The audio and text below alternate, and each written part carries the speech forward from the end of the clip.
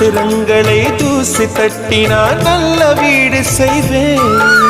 நட்சத்திரங்களின் சூட்டில் நான் உருகி போய்விடில் ஏன் செய்வாய்? உருகிய துளிகளை ஒன்றாக்கி என் உயிர் தந்தே உயிர் தருவேன். ஏ ராஜா, இது மெய்தானா?